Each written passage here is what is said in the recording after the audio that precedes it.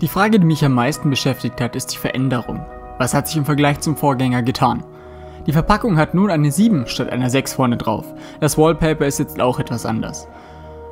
Das Zubehör ist exakt identisch, gleicher 2500 mAh Akku, gleiches Kabel und gleicher Stecker. Wieder eine 13 Megapixel Hauptkamera, wieder ein Fingerabdrucksensor, wieder 2 SIM-Kartenslots und ein Micro-SD-Kartenslot, der bis 128 GB reicht. Wieder 16 GB interner Speicher, wieder ein 720p 5 Zoll Display. Okay, hier ist der Link zum GS170 Review. Der tatsächliche Unterschied sind 2 statt 1 GB RAM und Android 7 statt 6. Außerdem hat das 170 eine Status-LED bekommen und ein 2,5D Glas. Die Kanten laufen also leicht zum Gehäuse hin. Generell ist das Gerät sehr gut verarbeitet. Die Cover, die ich in den letzten Wochen gefühlt täglich 5-mal gewechselt habe, rasten immer noch sehr sauber ein und zeigen kein bisschen Verschleiß.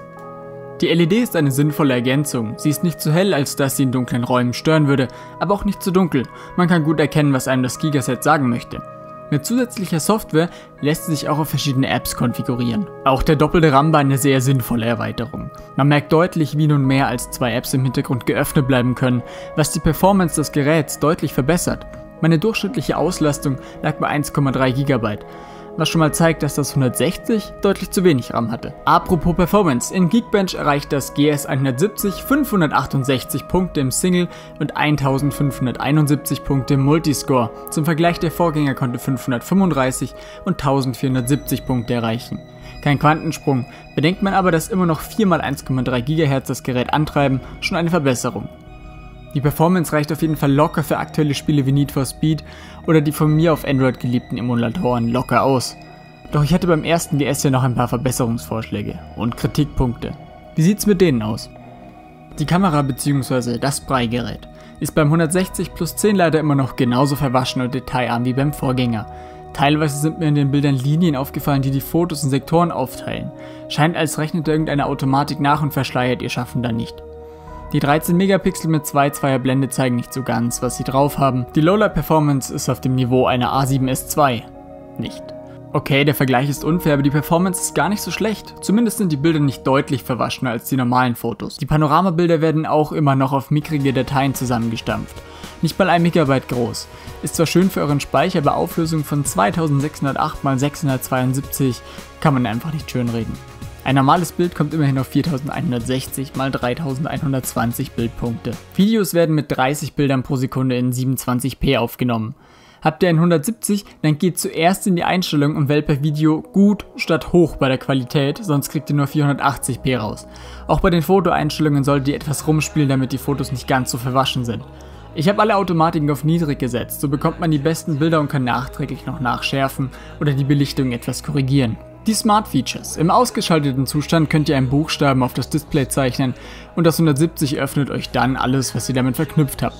Mein Wunsch ist gewesen, dass nicht nur C, E, W, O, M, S und Z funktionieren, sondern auch der Rest vom Alphabet. Oder Zahlen. Aber Gigaset wollte das wohl nicht. Zumindest gab es auch beim 170 kein Software-Update, das das freischalten würde. Schade. Dafür könnt ihr eure Wurstfinger jetzt einfach auf dem sehr schnellen und extrem zuverlässigen Fingerabdrucksensor liegen lassen und so zum Beispiel die Kamera öffnen oder auch gleich auslösen. Oder der Akku. Wie lange kann es dauern, 2500 mAh zu laden? 3 Stunden. Ich verstehe ja, dass Schnellladefunktionen den extrem teuren Geräten wie OnePlus vorbehalten sind. Was? Ach so, die sind gar nicht so teuer? Wie auch das 160er reiht sich das 170er in die Riege der wenig Nutzer-Smartphones ein. Hardcore-User werden sich sowas wohl eher nicht holen. Aber ich meine, 2 Stunden warten, damit das Teil 3/4 des Akkus hat, ist schon echt eine Hausnummer. Dafür hält der Akku auch recht lang, zumindest gab es bei mir nie Anlass zur Beschwerde. 6 bis 12 Stunden waren immer drin, außer man legt es wirklich drauf an. Aber für den normalen Handyalltag ist der Akku dann doch gewappnet. Das war jetzt doch sehr viel Kritik an einem Gerät für nur 150 €. Dafür braucht man lediglich 70.000 Videoaufrufe für genug YouTube-Money. Macht man sich den Preis bewusst, dann ist es ein wirklich sehr gutes Handy. Der Empfang war sehr gut und in Kombination mit Navigon war es ein sehr gutes Navigationsgerät. E-Mails konnte ich schnell und bequem bearbeiten und das Display liebe ich. Es ist extrem blickwinkelstabil. Egal ob von oben, von unten, von links oder von rechts. Es verliert nie an Leuchtkraft und die Farben werden nicht verfälscht. Die Auflösung ist zwar nicht Retina, 4K oder füge beliebigen Marketingbegriff ein, aber locker ausreichend, um Inhalte für längere Zeit zu konsumieren, ohne dabei viereckige Augen zu bekommen. Wer meinen Teaser gesehen hat, dem dürfte noch Individualität im Kopf umherschwirren. Was bei teuren Marken durch die Wahl eines Gehäuses für immer festgelegt werden muss, kann man bei Gigaset für unter 10 Euro bekommen. Die Rückseiten lassen sich nämlich austauschen. Schwarz kriegt man dazu, Urban Blue oder Mocha kann man für 9,90 Euro extra bestellen. Der Wechsel geht ganz einfach und was ich besonders gut finde, hat man einen Kratzer oder Sprung im Gehäuse, dann muss man nicht das ganze Gerät wegschmeißen, sondern nur die Rückseite. Außerdem kann man jeden Tag eine neue Farbe wählen. Allerdings finde ich hier noch ein sattes Rubinrot oder Smaragdgrün oder Saphir, das war Pokémon. Silber wäre noch ganz schön.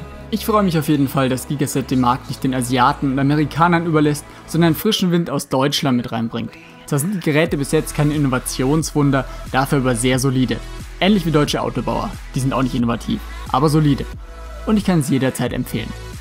Ich denke, das Video zeigt, dass für Leute mit einem GS170 kein großer Bedarf besteht umzusteigen. Außer ihr braucht den RAM. Das 160 liegt bei Amazon gerade um die 90 Euro. Ein wirklich guter Deal. Auf der anderen Seite bekommt man für 60 Euro mehr auch etwas mehr Leistung, die LED auf der Oberseite und ein aktuelleres Android. Android 8 werden beide wohl nicht bekommen.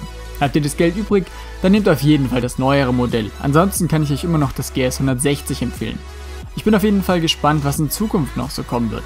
Besonders Smartphones im Segment von 200 bis 400 Euro wären vielleicht ein interessanter Spielplatz für Gigaset, wo sie auch mal zeigen könnten, was sie außerhalb des Low-Price-Segments noch so drauf haben.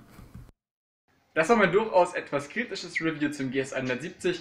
Klar, man darf sich zu streng sehen, es gibt Geräte, die kosten das Zehnfache und sind dann immer noch nicht perfekt. Aber dann seht ihr wenigstens so ein bisschen, auf was ihr achten müsst und vor allem, auf was man verzichtet, wenn man nur 150 Euro ausgibt, anstatt vielleicht 200, 300 Euro oder auch 1000 Euro. Schreibt mir gerne mal unten in die Kommentare, was ihr vielleicht noch bei dem Preis erwarten würdet oder bei Geräten, die vielleicht 200, 300 Euro kosten. Also wenn Gigaset jetzt, weiß ich nicht, einen 200er rausbringen würde oder irgendwas in der Richtung, was ihr da vielleicht gern sehen würdet. Auf jeden Fall vielen Dank fürs Zuschauen und ich hoffe, wir sehen uns das nächste Mal wieder. Bis dahin, ciao.